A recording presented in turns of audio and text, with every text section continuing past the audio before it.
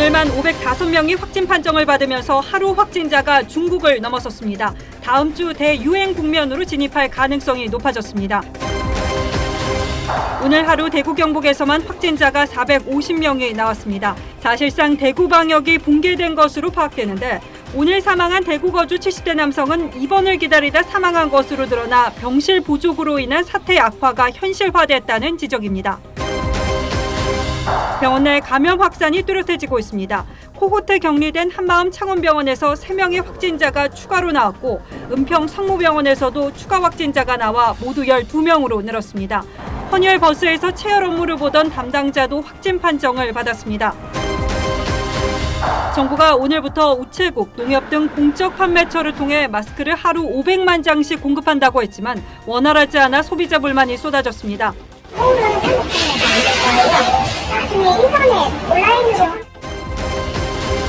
한국발 여행객 입국 제한이 모두 43개국으로 또 증가했습니다. 이런 와중에 대구의 한 교회 교인 수십 명이 필리핀에 선교를 하러 가 현지에서 논란이 이어지고 있습니다. 국내 기업들이 코로나19 위기 극복을 위해 기부 릴레이를 이어가고 있습니다.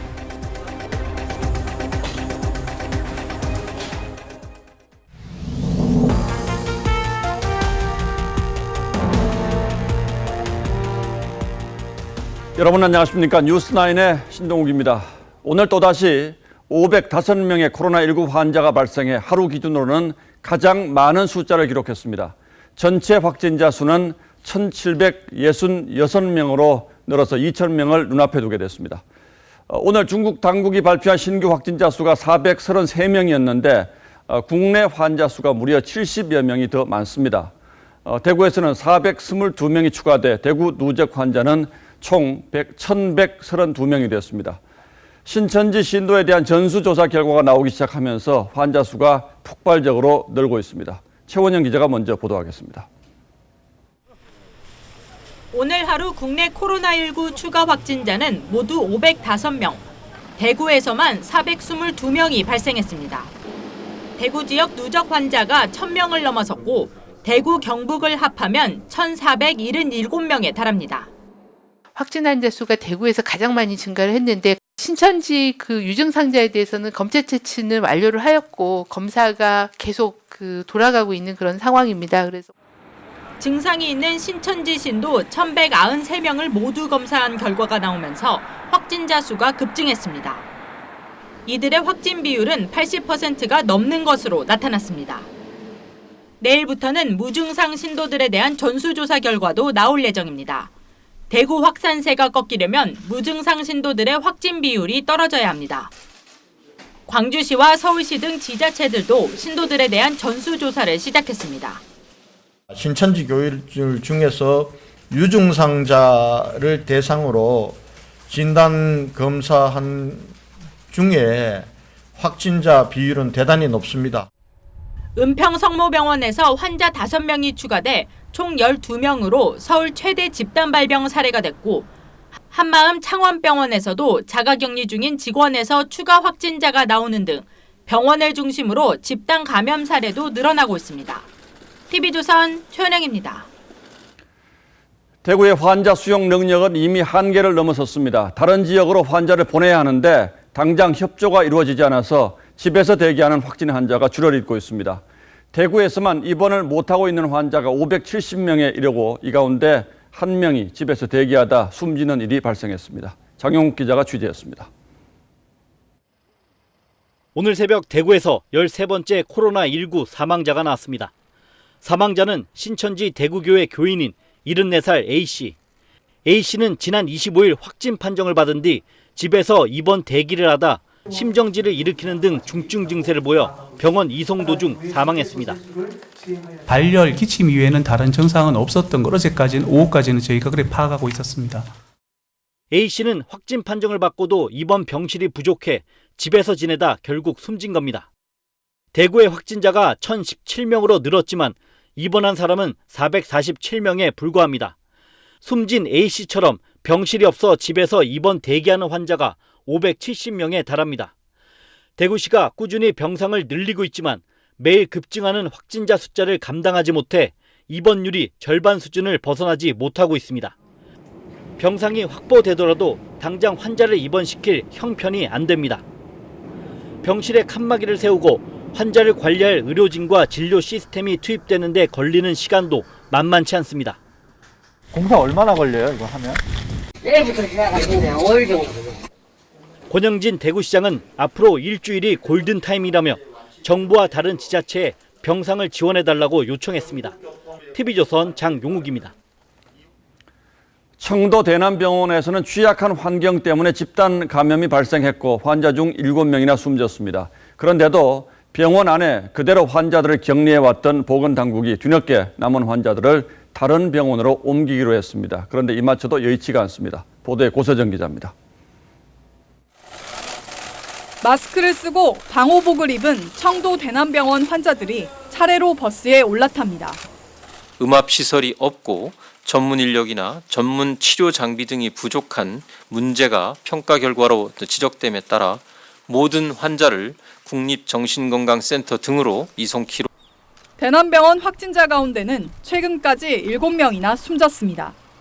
두 번째 사망자는 상태가 악화돼 부산대병원으로 옮겼지만 바로 숨지는 등 7명 중 5명이 중장기 입원해 있다가 이송 도중이나 이후에 사망했습니다. 코호트 격리를 했지만 의료자원 부족으로 관리가 제대로 안 되자 보건당국이 뒤늦게 전원 이송을 결정한 겁니다. 하지만 이마저도 한 번에 이뤄지지 못하고 있습니다.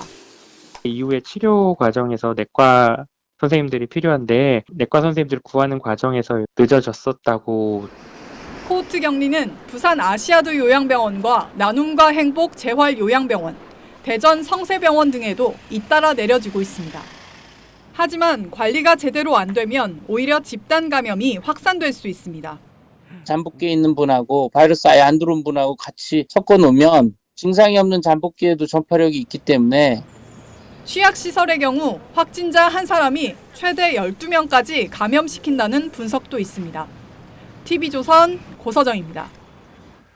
청도 대남병원에서 왜 이렇게 많은 환자가 발생했는지는 아직 정확한 원인이 밝혀지지 않고 있습니다. 하지만 집단 발병 이후에 환자 관리가 너무 소홀했다는 지적이 커지고 있습니다. 그래서 인재라는 말도 나오고 있습니다. 어떤 상황이었길래 이런 비판이 일고 있는지 의사들이 공개한 내부 상황 보여드리겠습니다. 이태영 기자가 취재했습니다. 온돌방에 깔린 매트리스 위에 코로나19 환자들이 누워 있습니다. 중증과 경증 구분 없이 온돌방에서 집단으로 치료를 받고 있는 겁니다. 음압병실은 상상도 못합니다. 환자의 주치의들이 공개한 내부 상황은 열악했습니다. 바닥에서 그냥 온돌에서 매트리스를 깔고 주로 바닥에서 생활하시는 분들인데 특히 이 청도 대남병원이 조금 더 열악했던 것 같습니다. 청도 대남병원에서 코로나19 첫 사망자의 몸무게는 42kg. 20년 동안 폐쇄병동에서 입원했던 사망자가 제대로 된 병원 관리를 받지 못했던 것으로 의심되는 대목입니다. 정신병동에서 확진자가 쏟아질 당시 환자 보호자들은 아무 통보를 받지 못했다고 말합니다. 의심을 같이 보고 제가 병원 전화해도 연락이 안 돼가지고. 정신병동 입원 환자 103명 가운데 101명이나 확진 판정을 받았지만 보건당국이나 대남병원 측은 감염 경로를 밝혀내지 못하고 있습니다. 집단 감염 원인 규명이 늦어지면서 의혹이 난무합니다. 아침에 그 정신병동에 감염 중에 한 사람이 심신이 증상이 있다 하더라고요. 감염 경로가 미궁에 빠진 채 청도 대남병원에서는 오늘도 직원 1명이 확진 판정을 받아 지금까지 114명의 확진자와 7명의 사망자가 나왔습니다. TV조선 이태용입니다. 대구 지역의 환자가 폭증하면서 대구와 다른 지역을 이어주는 고속도로는 텅 비다시피 했습니다. 항상 차가 막히던 대구 도심의 상습 정체 구간에도 차가 눈에 띄게 줄었고 러시아워도 사라졌습니다. 현장을 오가는 저희 취재 차량의 블랙박스에 찍힌 대구 주변 도로의 풍경을 이심철 기자가 설명하겠습니다. 지난 25일 취재 차량으로 강원 춘천과 대구를 연결하는 중앙고속도로를 달려봤습니다. 직선거리 2km를 넘게 달렸지만 보이는 차는 한 대뿐입니다. 안동휴게소 대구 방향에서 출발해 금호터널까지 68.8km를 달리면서 도로를 달리는 차량 대수를 세어봤습니다. 승합차를 포함한 승용차는 70대, 화물차 37대가 운행했습니다. 버스는 관광버스 한 대였습니다. 대구 시내와 연결되는 북대구 나들목 부근. 퇴근 시간 항상 붐비는 곳이지만 정체 꼬리는 사라졌습니다. 우와, 뭐야? 대구 첫 확진자가 발생한 지난 18일을 기준으로 북대구 나들목으로 들어온 하루 차량 대수는 13,000대가량 차이가 납니다. 시내 교통 사정도 마찬가지입니다. 교통정체로 악명높던 신천대로엔 차들이 제속도를 냅니다. 퇴근 시간대 신호를 4번 이상 받아야 했던 복현 오거리는 신호 한 번에 통과합니다. 시간이고 퇴근 시간이고 지금 현재는 보면은 암흑세계 같아요. 길에도 사람 없고. 지금 대구권 고속도로 나들목 4곳을 거쳐 대구로 들어온 통행량은 11일 11만 대에서 첫 확진자가 나온 뒤 18일 10만 대, 25일에 7만 대로 크게 줄었습니다. TV조선 이심철입니다. 코호트 격리가 된 경남 한마음 창원병원에서는 오늘 응급실 의사 등 의료진 3명이 추가로 확진 판정을 받았습니다. 울산에서도 응급실 간호사의 감염이 확인돼 병원마다 비상이 걸렸습니다. 창원의 취재기자 연결하겠습니다. 자, 이성진 기자, 그 병원에서는 어제도 의료진 감염이 있었는데 오늘 또 추가로 확진자가 나왔다고요? 네, 그렇습니다. 지금 제 뒤에 보이는 한마음 창원병원은 불이 대부분 꺼진 채 정적만 흐르고 있습니다. 이 병원은 의료진 3명이 코로나19 확진 판정을 받아 코호트 격리됐는데 오늘 또 간호사 2명과 직원 1명이 확진 판정을 받았습니다. 이들은 병원 응급실과 집중치료실에서 일해왔습니다. 이들 추가 확진자 3명은 기존 확진자 3명과 접촉해 자가 격리 중이었습니다. 병원 내 감염이 확인된 겁니다. 한마음 창원병원에서는 중환자 10명이 입원 중이어서 추가 감염 우려가 높아지고 있습니다. 보건당국은 이들이 병원 안에서 얼마나 많은 의료진과 환자를 접촉했는지 조사하고 있습니다. 울산대병원 소속 30대 의사도 오늘 확진 판정을 받았습니다. 울산대병원 응급실은 긴급 폐쇄됐습니다. 이 의사는 지난 22일부터 의심 증상을 보여 응급실 진료는 하지 않고 집과 연구실만 오갔지만 병원 구내 식당을 2차례 이용한 것으로 알려졌습니다. 부산 나눔과 행복병원에서도 의료진 추가 확진자가 나왔습니다. 어제 물리치료사가 확진 판정을 받은 데 이어 오늘은 같은 층에서 일하던 간호조무사도 감염이 확인됐습니다. 보건당국은 나눔과 행복병원의 5층과 6층을 코호트 격리했습니다. 지금까지 경남 창원에서 TV조선 이성진입니다. 오늘까지 서울에서는 56명의 코로나19 환자가 발생했습니다. 이 가운데 약 20%인 12명이 은평 성모병원과 관련돼 있는 환자들입니다. 아직까지는 병원 감염이지만 지역사회 감염으로 번지는 것 아니냐는 우려가 커지면서 병원 주변의 주민들이 초비상입니다. 황선영 기자가 다녀왔습니다. 이달 초 은평 성모병원에 입원했던 A씨와 그 배우자, 그리고 며느리와 요양보호사 등 4명이 확진자로 추가됐습니다. 어제 양천구의 26살 여성 확진자도 지난 10일 은평성모병원을 방문한 것으로 파악됐습니다. 이로써 은평성모병원과 관련된 감염 환자는 모두 12명으로 늘었습니다. 입원 환자 4명, 환자 가족 4명, 이송요원 1명, 간병인 2명, 그리고 방문자 1명입니다. 인근 지역은 비상입니다. 손님을 받지 않고 배달 주문만 가능한 음식점도 생겼습니다. 은평성모병원 맞은편 오피스텔에선 입구에 열화상 카메라를 설치해 주민과 방문객의 발열 여부를 확인하고 있습니다. 주민들은 불안을 호소합니다. 주위에서 일단 근처에서 밥을 잘 안 먹고요. 그냥 집에만 있거나 거의 그냥 밖을 안 나오거나. 병원 내 감염에서 지역 감염으로 확산하는 것 아니냐는 걱정도 커지고 있습니다. 주민들이 동요하는 건 사실이에요. 그래서 직원분들이 각종 방역용품을 가지고 하루에 2번씩 소독을 하고 있고요. 전문가들은 확진자의 동선을 빨리 파악해 주민들에게 알림으로써 지역사회 감염을 차단해야 한다고 경고하고 있습니다. TV조선 황선영입니다. 은평 성모병원 관련 확진자들 가운데는 헌혈버스에서 체열을 하는 간호사도 있습니다. 이 간호사는 경찰서와 군부대 등을 돌면서 단체 체열을 해왔는데 여러 명의 환자가 발생한 은평 성모병원에서도 직원들을 대상으로 체열을 했습니다.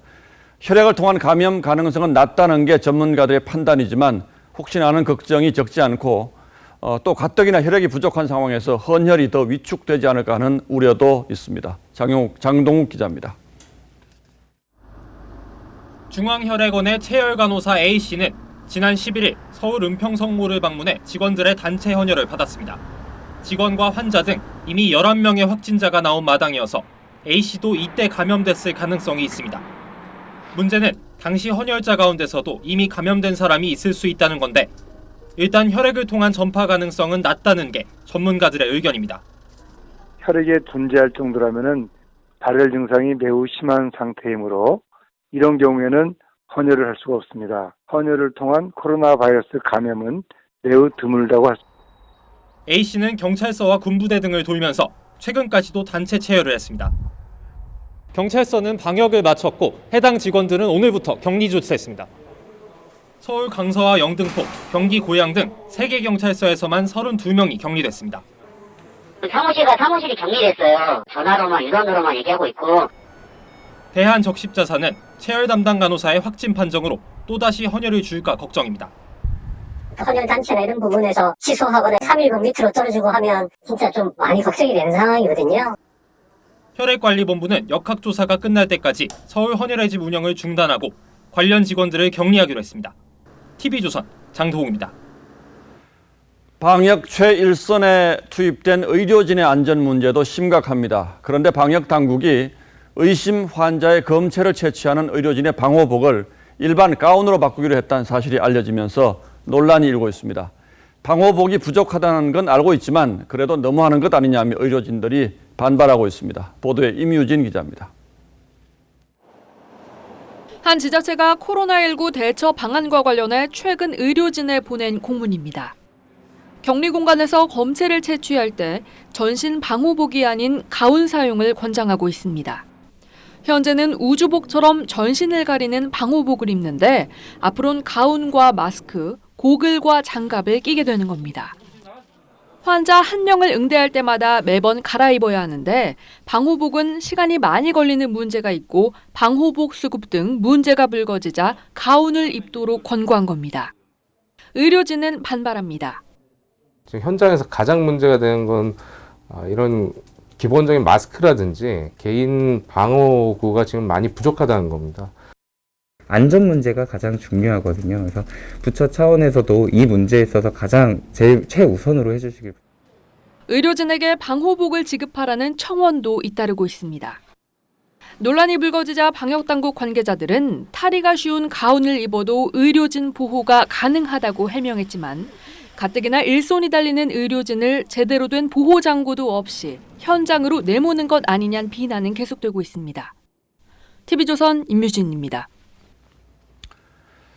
지난 16일 과천 신천지 총회 본부에서 열린 예배에는 10,000명이 넘는 교인들이 참석했다고 하는데 이 가운데 교인 2명이 확진 판정을 받았습니다. 그리고 이들은 과천의 신천지 숙소에서 다른 교인 10여 명과 합숙 생활을 한 것도 드러났습니다. 경기도의 전수조사 과정에서는 유증상자가 215명이나 발견돼 대구에 이어 2번째 신천지 집단 감염 우려가 나오고 있습니다. 주원진 기자가 취재했습니다. 1층짜리 집 앞에 접근 금지 안내문이 붙었습니다. 지난 24일 폐쇄 조치된 신천지 교인 숙소입니다. 시청 공무원들이 통제선 앞을 지킵니다. 여기 저희는 이제 4시에서 문제고 지금 현재는 8시부터 10시까지. 어젯밤 8시쯤 이곳에서 지내던 신천지 교인 2명이 확진 판정을 받았습니다. 신천지 교인 숙소에는 확진자와 함께 합숙을 했던 교인 10명이 격리됐습니다. 교인들은 폐쇄 명령이 내려진 뒤에도 사흘째 합숙 생활을 계속하고 있습니다. 확진자 1명은 숙소에서 1km 떨어진 편의점에서 아르바이트를 했습니다. 살림값에 숨긴 거야. 신천지 이게 몰랐지. 지난 16일 1만 명이 참석한 과천 신천지 예배에 확진자 2명도 있었다는 소식에 주민들은 불안감을 드러냅니다. 아유, 아주 싫어하죠. 전부 다 불안해하고. 우리도 여기 뭐 숙소 있는 거 이게 나서 알았어요. 경기도는 2사람이 다녀간 과천 예배 참석자의 절반인 4,890명을 조사한 결과 215명의 유증상자를 확인했다고 밝혔습니다. 지자체별로 신천지 교인에 대한 건강 상태 조사가 진행 중인데 대전, 충남, 세종 등지에서도 현재 148명의 유증상자가 확인됐습니다. TV조선 주원진입니다. 자, 이런 가운데 신천지 피해자 단체가 오늘 이만희 총회장을 검찰에 고발했습니다. 이만희 총회장은 지금 어디에 있는지 전혀 알려지지 않고 있는데 저희 취재진이 이 총회장의 별장으로 알려진 신천지 경기도 가평연수원을 찾아가 봤습니다. 이승훈 기자입니다. 청평호 강변에 자리 잡은 흰색 3층짜리 건물. 평화의 궁전이라 불리는 신천지 연수원입니다. 주민들은 보트 선착장까지 갖춘 이곳이 이만희 총회장의 별장이라고 말합니다. 웬만한 별장인데 살다시피 하고 왔다 갔다 하는 거는 이제 대충 얘기를 들었는데 높이 2m가 넘는 대문은 굳게 닫혔습니다. 제가 전화 통화할 건 없는 것 같습니다. 알겠습니다. 예. 경기도는 이만희 신천지 총회장이 자주 머물던 이곳도 폐쇄했습니다. 마을 주민들은 지난 24일 폐쇄 명령 이후 포교 활동도 중단됐다고 말합니다. 요즘에 아무도 없던데요? 저기에 무슨 뭐 해당이 있었는데 그거 다 철수하고. 전국 신천지 피해자 연대는 오늘 교인 숫자와 교회 수를 축소해 정부에 알리고 역학조사를 방해했다면서 이만희 총회장을 대검에 고발했습니다. 심각 단계를 초래한 신천지 교주 이만희를 고발하며 하루라도 빨리 구속 수사되고. 이에 대해 신천지 측은 정부에 요구한 자료 제출에 협조했기 때문에 문제될 게 없다고 주장했습니다. 모든 자료는 정확하게 제출한 게 맞거든요. 협력하고 있기에 이건 사실이 아니에요. 신천지 이만희 총회장은 조만간 공식 입장을 밝힐 것으로 알려졌습니다. TV조선 이승훈입니다. 중국도 한국을 방문한 신천지 신도들을 대상으로 코로나19 감염 여부를 조사하고 있다고 합니다. 특히 청도 대남병원을 방문했던 신도를 중심으로 확인 중인 것으로 전해졌는데 혹시 우리 쪽에 책임을 떠넘기기 위한 건 아닌지 의심스럽습니다. 유혜림 기자가 취재했습니다. 중국 당국이 자국에 있는 신천지 신도들을 추적해 코로나19 감염 여부를 확인하고 있습니다. 홍콩 언론은 한국을 방문한 일부 신도들을 조사하고 있다며 후베이성뿐만 아니라 다른 지역 신도들도 조사하고 있다고 보도했습니다. 특히 지난달 청도 대남병원에서 진행된 이만희 총회장 친형의 장례식에 참석한 사람이 주요 대상인 것으로 전해졌습니다. 중국 신도 중 확진자는 나오지 않은 것으로 알려졌습니다. 중국에서는 계속 방역을 위해서 조사하고 파악한 내용들이 있기는 있습니다. 신천지는 지난해 12월부터 현재까지 중국 신도 88명이 한국을 방문했다고 밝혔습니다. 다만 입국자 중 우한 지역 교인은 없었고 청도 대남병원을 비롯해 대구 경북 지역을 방문한 사람도 없었다고 주장했습니다. 앞서 종말론 사무소는 신천지 관계자가 우한 교회의 존재를 언급하는 녹음 파일을 공개했습니다. 중국 우한 편입자들이요. 그것도 우리 지교회가 있는 곳입니다. 우리 우한 지교회. 신천지는 신도가 120명이 넘을 경우 교회라고 칭할 뿐 건물은 존재하지 않는다고 밝혔습니다. TV조선 유혜림입니다. 예, 이 추세라면 내일은 환자 수가 2,000명을 돌파할 가능성도 있어 보입니다. 이제는 확진자가 어디를 다녔는지 일일이 확인하기가 어려워져서 나도 모르게 감염된 건 아닌지 불안하실 겁니다. 확진자들의 이동 경로가 어떻게 공개되고 있는지 또 어디서 확인할 수 있는지 따져봐 드리겠습니다. 자, 강동 기자. 예. 숫자가 굉장히 많아졌는데 확진자들의 이동 경로를 어떻게 알 수 있습니까? 네, 각 지자체에서 확진자들의 동선을 공개를 하고 있습니다. 예. 이 지자체 홈페이지에 들어가시면요, 이 확진 환자의 번호와 나이, 이 성별 등과 이 날짜와 시간별로 어디서 또 어떻게 뭘 했는지 정리가 잘 돼 있습니다. 그런데 처음에는 이걸 질병관리본부가 일원화해서 발표하지 않았습니까? 예, 맞습니다. 이번 달 초까지만 하더라도요, 정부는 각 지자체가 발표하는 확진자 발표가 혼선을 준다면서 이 질병관리본부가 각 지자체에 발표하지 말아달라고 당부도 했었습니다. 그런데 왜 다시 지자체가 공개를 하고 있습니까? 그러니까 질병관리본부는요, 이 한정된 인력으로 이 빠른 대응을 위해서 지자체에서 처리를 한다고 했습니다. 자, 그것도 그렇지만 확진자 수가 이 질병관리본부가 일괄적으로 관리할 수 없을 정도로 너무 증가했기 때문으로 보입니다. 한정된 인력 그리고 많은 확진자 추적하기가 한계가 있겠죠. 자, 그러다 보니까 지나치게 개인정보가 노출되는 사례가 나올 수도 있다는 우려가 나오는 것도 사실입니다. 그런데 확진자 정보를 알려준다는 스마트폰 앱들도 많더라고요. 이건 누가 만드는 겁니까? 자, 이것들은요, 이 정부가 공개적으로 운영하는 게 아니고 이 개인이나 단체에서 만든 것입니다. 저희가 찾아봤더니 현재 50종이 넘는 많은 앱이 등장한 상태입니다. 확진자 동선에 100m 이내로 가깝게 접근하게 되면 경고 알람을 알려주는 앱도 있고요. 각종 병원에 대한 정보 그리고 각 지역의 선별 진료소를 안내해주는 앱도 있습니다. 그런데 여기에 들어있는 정보들을 다 믿을 만한 겁니까? 물론 다 믿을 수는 없겠습니다. 하지만 이 확진자 증가 추세가 너무 빠르다 보니까 그렇게 되는 건데요. 자, 업데이트 속도를 맞추지 못하는 앱도 있고 이 잘못된 정보 제공으로 오히려 피해를 보는 사람들도 있다고 합니다. 자, 일단은요, 이 지자체나 정부 공식 사이트의 정보가 가장 확실하다고 봐야 할 겁니다. 그런데 이런 앱 때문에 피해를 보게 되면 그건 누가 책임집니까? 처벌은 가능합니까? 예, 처벌이 가능합니다. 이 명백한 허위 정보라면 처벌이 가능한데요. 직접 들어보시겠습니다. 정보가 모두 허위고 잘못된 정보라면 정보통신망법상 허위사실 유포 혐의로 7년 이하의 징역 또는 5천만 원 이하의 벌금형까지 가능하고요. 자, 지난 메르스 사태 때도 이 가짜 뉴스를 퍼뜨린 사람들에게 이 징역형을 선고한 사례도 있습니다. 다만 말씀드린 대로 명백한 허위 사실이어야 하고요. 이 정보가 조금 잘못되거나 업데이트가 느렸다고 해서 처벌되지는 않습니다.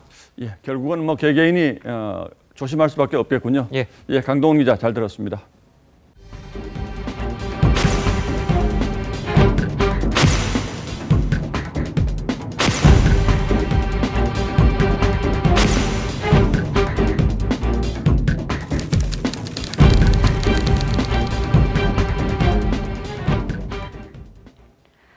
정부가 오늘부터 약국이나 우체국 등을 통해 마스크를 대량 공급하겠다고 발표했죠. 그런데 현장에 직접 가보니까 이 판매처와 생산업자 간의 계약이 이루어지지 않은 탓에 판매가 이루어지지 못하는 곳이 속출했습니다. 권용민 기자가 취재했습니다. 전국 판매망에 마스크 500만 개가 공급된다는 첫날. 우체국에서도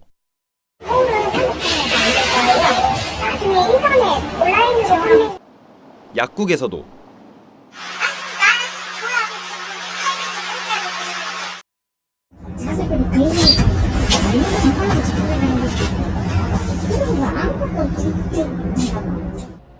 마스크를 찾을 순 없었습니다. 정부는 긴급 수급 조정 조치를 통해 마스크 생산업자가 당일 생산량의 50% 이상을 우체국, 약국 등 공적 판매처에 풀도록 했는데 계획과 현장의 괴리는 큽니다. 우체국물도 회원가입도 어제 해봤는데 그것도 어렵고 그래서 보이지 않으니까 진짜 공급한 게 맞나 되게 좀 의아는 하네요. 판매처들이 직접 마스크 생산업자와 계약을 맺어야 하는데 업체들은 오늘에서야 부랴부랴 계약을 협의하고 납기를 조정하고 있습니다. 저희가 지금 제조업체하고 지금 협의를 해서 지금 물량을 지금 계속 확보를 하고 있는 상황입니다. 약국에 마스크를 공급하는 도매업체와 대한약사회는 오늘에서야 식약처로부터 140여 제조업체 명단을 넘겨받았고 3월 초에나 공급이 가능할 것이라고 공지했습니다. 오후 5시가 넘어서 대구, 청도 지역 우체국에서 마스크 판매가 시작돼 시민들이 길게 줄을 서는 진풍경이 펼쳐지기도 했습니다. 홍남기 경제부총리는 오늘 오후 긴급 브리핑을 열고 공적 물량을 구축하는 데 시간이 소요될 것으로 보인다며 국내에 하루 900만 장을 공급하겠다고 밝혔습니다. TV조선 권용민입니다. 네, 보셨듯이 코로나19 사태 한 달이 지난 지금도 여전히 마스크 대란이 벌어지고 있는 가장 큰 이유는 정부 부처들의 엇박자 행정입니다. 대표적인 예 하나 들어보죠. 기획재정부가 하루에 생산할 수 있는 마스크 양을 1,200만 장이라고 했는데 식약처는 1,000만 장이라고 합니다. 이뿐이 아닙니다. 판매처, 재사용 여부 등 구체적 사안들도 부처 간 말이 다릅니다. 오늘의 포커스입니다.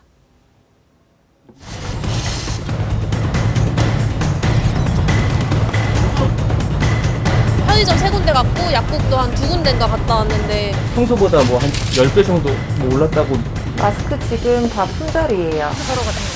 시민들이 마스크 찾아 산만리를 펼친 지 한 달. 기획재정부는 어제 일일 마스크 생산량 1,200만 장의 50%를 정부가 공급하겠다고 했습니다. 1,200만 장의 50%는 600만 장이죠. 그런데 몇 시간 뒤 식약처장의 계산은 달랐습니다. 생산된 마스크의 50%가 공적 판매처로 출하될 것입니다. 대구 경북 지역의 100만 장을 농협 및 약국 등을 통하여 매일매일 350만 장을 방역 현장에는 매일 50만 장이 100만 장 더하기 350만 장 더하기 50만 장은 500만 장. 500만 장이 생산량의 50%라면 하루 마스크 생산량이 1,000만 장이라는 얘기입니다. 식약처장 발표 후 기획재정부는 1,200만 장을 1,000만 장으로 고친 보도자료를 다시 냈고 홍남기 경제부총리도 오늘 하루 마스크 생산량이 1,000만 장이라고 브리핑했습니다. 정부가 현황을 어떻게 파악했길래 충청남도 인구 전체가 하루에 쓸 물량인 마스크 200만 장이 있다가 없어진 걸까요? 정부는 또 마스크 판매처에 전국 4만여 개 편의점도 포함시킨다는 방침이었습니다. 많은 국민들께서 마스크는 이제 생필품을 넘어 생명줄이라고 생각하고 계십니다. 쉽게 마스크를 구매하실 수 있도록. 하지만 편의점에서 마스크 찾기란 여전히 힘들고 편의점 업체들은 정부가 판매처에서 일방적으로 제외시켰다고 주장합니다. 정부는 1인당 마스크 구매 수량을 5개로 제한하고 가격을 합리적 수준으로 권고하겠다고 했지만 현장에서 지켜질지도 미지수죠. 이번 달 중국 마스크 수출량은 2달 전 대비 200배 폭증한 것으로 알려집니다. 이러다 보니 마스크 재사용이 불가피해졌지만 이 또한 정부 부처 간 말이 다릅니다. 재사용하면 안에 있는 필터 이런 게 문제가 될 수 있고 또 빨아서 쓰지 말라라고 되어 있습니다. 그런데 식약처는 재사용도 괜찮다며 본인이 오염 정도를 판단하라고 했습니다. 마스크의 오염 정도를 본인이 판단해서 본인의 사용하는 전제 조건 하에서 일부 좀 재사용할 수 있다. 정작 오염 정도의 판단 기준이 뭔지는 알려주지 않았습니다. 첫 코로나 확진자 발생 후 38일. 환자가 4자릿수가 되어야 나온 마스크 공급 긴급 대책인데도 갈팡질팡입니다. 정부의 마스크 행정에 국민들은 몇 점을 줄까요? 뉴스나인 포커스였습니다. 한국인 입국자를 강제 격리했던 중국 내 적반하장 갈수록 심각해지고 있습니다. 이번엔 산둥성의 한 아파트에 한국인 출입 금지 푯말이 등장했습니다. 차종승 기자입니다.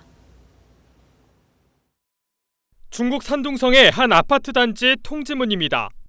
한국과 일본에서 온 사람의 출입을 막겠다는 문구가 적혔습니다. 일부 지역에선 한국인 집 문 앞에 출입하지 말라는 딱지가 붙기도 합니다.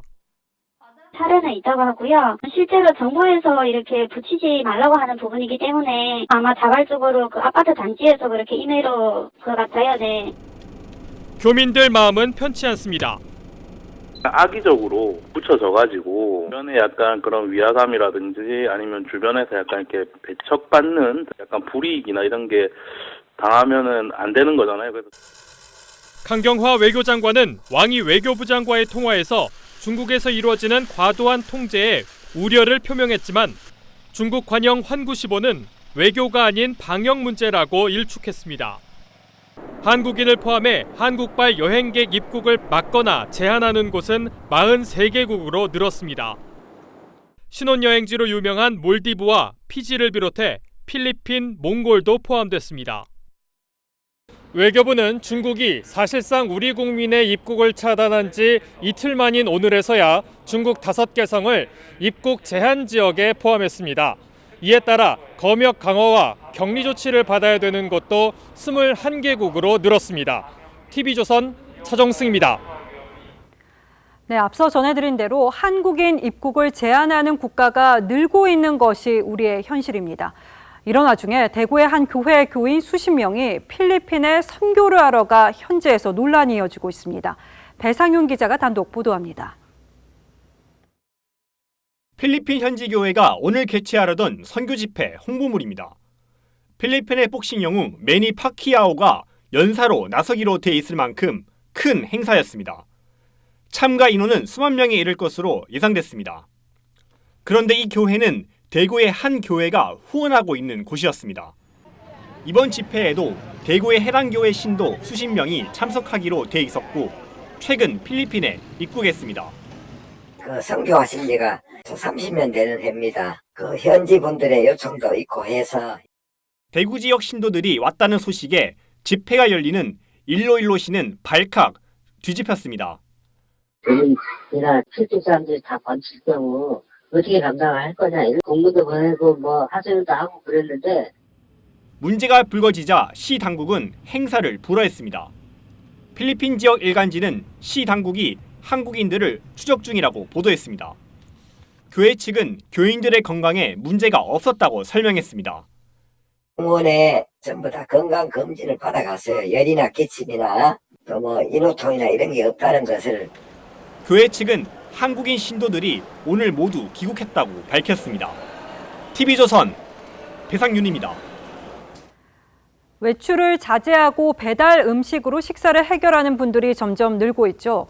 그런데 배달원의 경우에는 접촉자가 많아서 감염 위험성에 대한 우려가 제기됐는데 첫 번째 배달원 확진자가 나와서 대책을 요구하는 목소리가 커지고 있습니다. 홍현주 기자입니다. 서울 송파구의 한 아이스크림 가게에 임시 휴업을 알리는 공고문이 붙었습니다. 배달업체 직원 A씨가 이 가게에 배달을 왔다가 지난 25일 코로나19 확진 판정을 받은 겁니다. A씨는 가게 안에서 마스크를 내리고 점주와 10분 정도 대화하는 과정에서 코로나19에 감염된 것으로 추정됩니다. 이 점주가 이미 감염된 상태였지만 두 사람 모두 당시에는 몰랐던 것으로 보입니다. 코로나19 확산 이후 외식 대신 배달을 선택하는 경우가 점점 증가하는 상황에서 배달업체 직원의 첫 확진은 배달원들과 소비자에게 불안의 그림자를 드리우고 있습니다. 회사에서는 최근 엄청나게 늘어난 물량만 처리하는 데 급급할 뿐 회사의 안전은 뒷전이 되고 있습니다. 배달원 노조는 고객 접촉을 줄이기 위해 현장 결제가 아닌 어플 선결제 방식을 100% 도입해야 한다고 주장합니다. 비대면 상태의 배송이 충분히 가능한 경우에도 이에 대해 정해진 기준과 절차가 없어 감염 위험이 있는 곳에도 무방비 상태로. 노조 측은 또 전체 배달 기업의 적극적인 안전 조치를 위해 고용노동부가 구체적인 지침을 제시하라고 요구하고 있습니다. TV조선 홍현주입니다. 미 국무부가 한국에 대한 여행 경보를 3단계, 여행 재고로 나흘 만에 한 단계 더 올렸습니다. 트럼프 대통령이 아직은 한국인 입국 제한까지 할 상황은 아니라고 기자회견에서 말한 직후 경보를 전격 강화했습니다. 보도에 송무빈 기자입니다. 현지 시간 26일 미 국무부는 나흘 만에 한국에 대한 여행 경보를 다시 한 단계 올렸습니다. 미 국무부 여행 경보는 모두 4단계로 나뉘는데 우리나라는 2단계 강화된 주의에서 3단계 여행 재고 대상이 됐습니다. 4단계 여행 금지 국가로는 중국과 이란이 있습니다. 미 질병통제예방센터 CDC는 이미 한국에 대한 여행 경보를 최고 단계인 3단계 경고로 올린 상태입니다. 도널드 트럼프 미 대통령은 백악관에서 코로나19 관련 기자회견을 열고 자화자찬을 늘어놨습니다. Because of all we've done, the risk to the American people remains very low. 세계적 대유행병으로 번질 수 있다는 우려는 코로나19를 독감에 빗대며 가볍게 일축했습니다. We're very, very ready for this, for anything, whether it's going to be a breakout of larger proportions or whether or not we're at that very low level. 한국과 이탈리아에 입국 제한을 할 수 있느냐는 질문에는 적절한 때에 할 수도 있겠지만 지금은 아니라고 답변했습니다. 미 콜롬비아 대학은 학생과 모든 교직원의 한국 여행을 제한하기로 했습니다. 불가피하게 가야 할 경우 총장의 허가를 받아야 한다는 방침입니다. TV조선 송무빈입니다. 우리 국민들이 해외에서 강제로 격리되는 초유의 상황에서 주무부처인 외교부 장관은 엿새 동안 해외에 머물렀습니다. 마지막 영국 일정은 6월 서울에서 열리는 정상회의를 홍보하려는 이유였다고 하는데 정작 영국 외교장관이 갑자기 일정을 취소해서 만나지 못하는 수모까지 당했습니다. 이 엄중한 시기에 꼭 가야만 하는 일정들이었는지 이채연 기자가 되짚어봤습니다.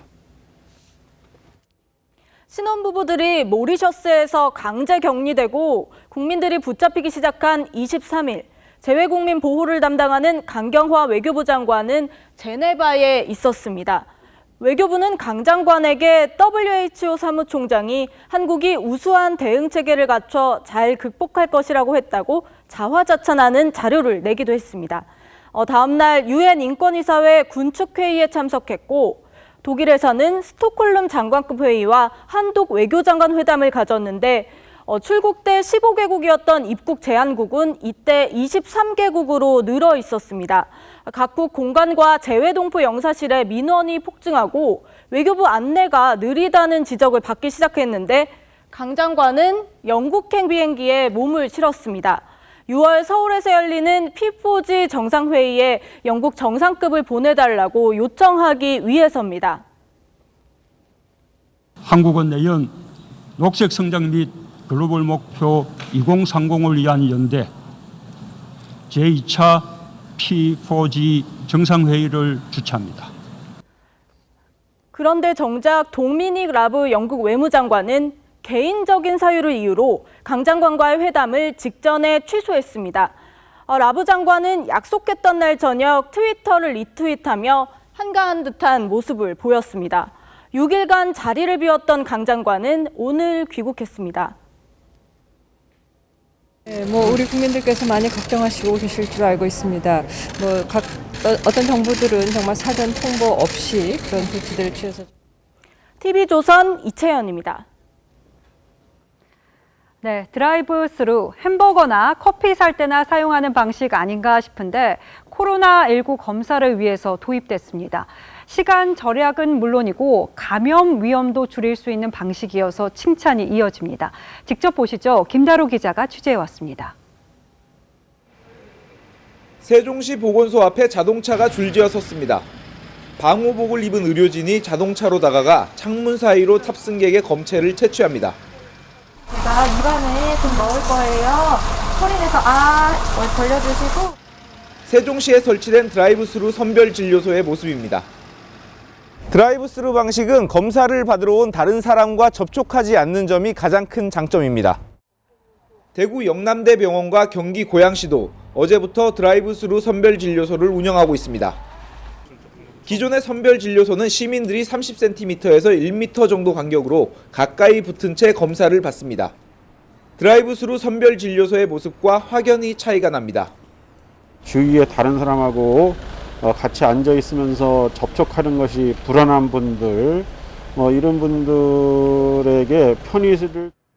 드라이브스루 방식 덕분에 한 명당 30분이 걸리던 검사 시간이 10분으로 줄었습니다. 하루 검사 인원도 3배가 늘었습니다. 검사 수요가 굉장히 증가하고 있고 그 강력한 방역을 위해서 필요한데 많은 분들을 검사 빨리 하기 위해서 인천시와 경기 부천시, 경북 김천시도 드라이브스루 선별 진료소를 도입할 예정입니다. TV조선 김다로입니다. 국내 기업들이 코로나19 위기 극복을 위해 기부 릴레이를 이어가고 있습니다. 유통기업들은 대구 경북 지역 맞춤형 지원에 나섰습니다. 김지아 기자입니다. 삼성그룹은 어제 임시 이사회를 열어 코로나19와 관련한 기부금 지급을 의결했습니다. 전체 기부 금액은 300억 원. 전국 재해구호협회를 통해 의료용품, 구호물품, 성금 형식으로 기부가 이뤄집니다. 이재용 삼성전자 부회장은 지금과 같은 때에 우리 사회와 같이 나누고 함께해야 한다고 강조한 것으로 전해졌습니다. 기부 행렬은 줄줄이 이어지고 있습니다. 현대자동차, LG, SK, 포스코그룹은 각각 성금 50억 원씩을 전달하기로 했고 GS그룹과 두산, 현대중공업, 한화 등 화학에너지 기업들도 속속 기부 행렬에 동참했습니다. 유통기업들의 대구 경북 지역 맞춤형 지원도 이어지고 있습니다. 신세계, 현대백화점, 롯데그룹은 성금 10억 원과 함께 위생용품과 즉석식품을, 오뚜기, CJ제일제당, 농심 등 식품업체들은 간편식 제품을 지원하고 나섰습니다. 코로나19 사태로 국내 기업들도 경제적인 타격을 입고 있지만 함께하면 이겨낼 수 있다는 사회적 책임으로 잇따라 온정의 손길을 내밀고 있습니다. TV조선 김자입니다. 조선일보와 TV조선은 코로나19로 인해 피해를 겪고 있는 대구 경북 주민들을 위해 각각 1억 원과 7천만 원의 성금을 기탁했습니다. 이 성금은 대구 경북 지역의 마스크 공급과 의료진 지원을 위해 사용될 예정입니다. 조선미디어그룹은 대구 경북 지역 이웃들의 아픔을 보듬고 위기를 극복하는 데 조금이나마 힘을 보태고 싶습니다. 조선일보와 TV조선은 오늘 사회복지 공동모금회 사랑의 열매를 통해 이 성금을 전달했습니다.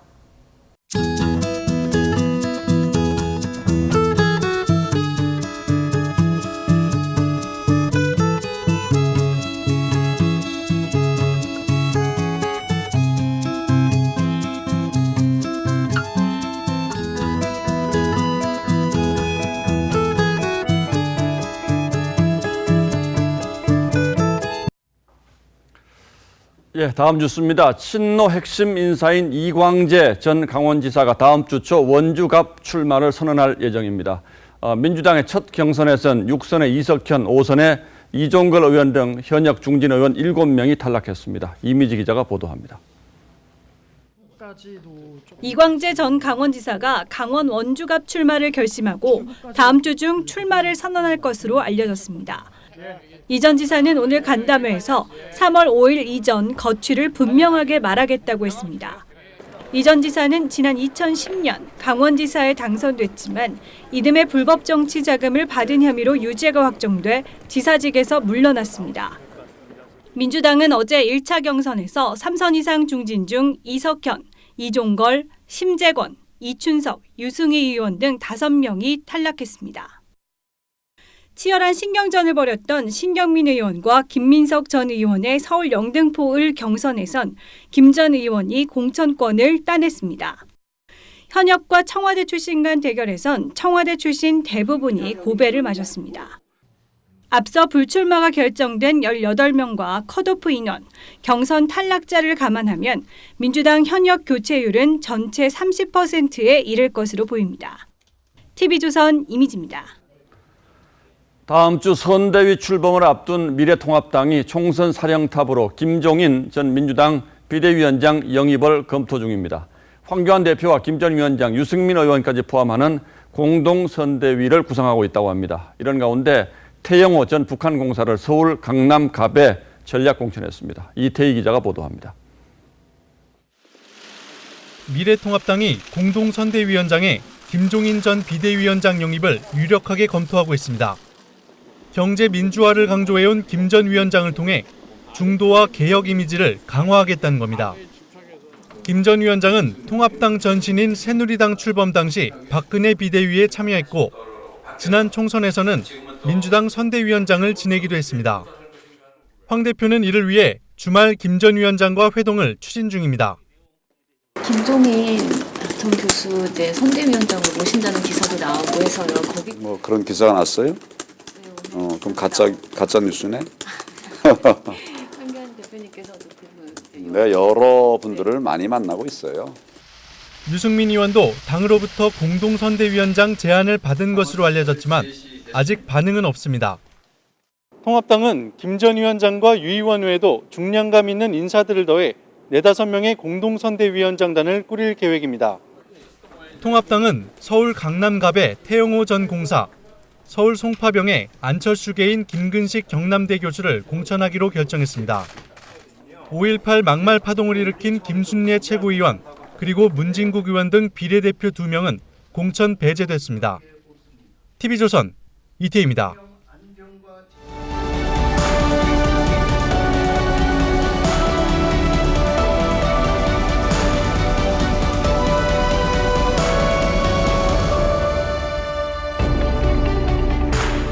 스페인 어느 해변 카페의 메뉴판입니다.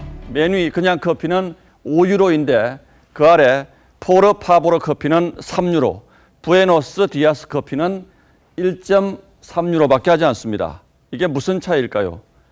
손님이 주문하면서 포로 파보로 즉 부탁합니다라고 하면 절반 가까이 깎아주고 아침 인사까지 곁들이면 4분의 1 값만 받는 겁니다. 무례한 손님 탓을 애교 있게 한 덕분인지 다들 즐거워하고 주문 태도도 달라졌다고 합니다. 그런데 남 탓을 참 거칠고 황당하게 하는 게 우리네 정치판, 그중에서도 지금 정권의 인사들인 것 같습니다. 청문회에서 아내 탓, 가족 탓하는 건 기본이고 부동산 투기 논란을 아내에게 떠넘긴 청와대 사람도 있었습니다. 뭐가 잘못됐다고 하면 전 정권 탓하기 일쑤고 20대 지지율이 낮은 것은 교육을 잘못 받아서 또 심지어 5, 60대가 할 일이 없어서 험악한 댓글을 단다는 말까지 나왔습니다. 코로나19 주무부처 수장인 박능후 보건복지부 장관이 코로나 확산의 가장 큰 원인은 중국에서 들어온 한국인이라고 했습니다. 감염원이 애초부터 중국에서 들어온 우리 한국인이라는 뜻이라고 자상하게 뜻풀이까지 덧붙였습니다. 재차 질문을 받자 우리 한국인이 중국에 갔다가 감염원을 갖고 들어온 것이라고 거듭 주장했습니다. 이 일련의 답변은 왜 중국인 입국을 금지하지 않았느냐는 질문에서 시작됐습니다. 왕조시대 임금도 백성 탓만은 함부로 하지 못했습니다. 나라에 재앙이 생기면 짐이 하늘의 노여움을 샀다며 자책부터 했다죠. 물, 즉 민심은 배를 띄우기도 하지만 뒤집기도 한다는 사실을 무섭게 알았기 때문입니다. 그런데 하다 이제는 서슴없이 국민 탓까지 하는 정부를 보며 할 말은 있습니다. 중국 탓은 기어이 하지 않으려고 버티다가 나온 얘기여서 더욱 기가 막힙니다. 그런데 지금 중국은 격리된 우리 교민 집 대문에 이렇게 봉인 딱지를 붙이고 아파트 입구에 한국인 출입금지 통지문까지 내걸고 있습니다.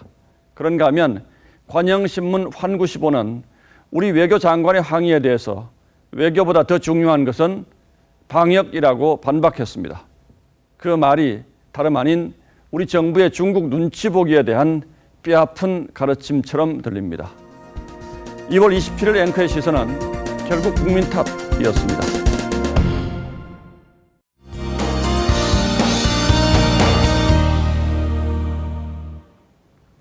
요즘 코로나 바이러스 때문에 걱정 많으실 텐데요. 내일은 하늘 표정까지 흐려지겠습니다. 전국에 비 소식이 있는데요. 봄비 수준으로 양은 대체로 적은 편이지만 강원 산지에는 많은 눈이 내리겠습니다.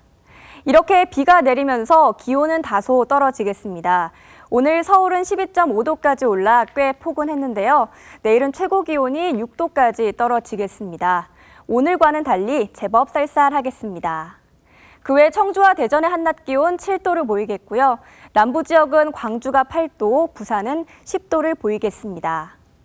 미세먼지 농도는 대체로 보통 수준 예상됩니다만 중부 지역은 오전에 일시적으로 약간 높아질 수 있겠습니다.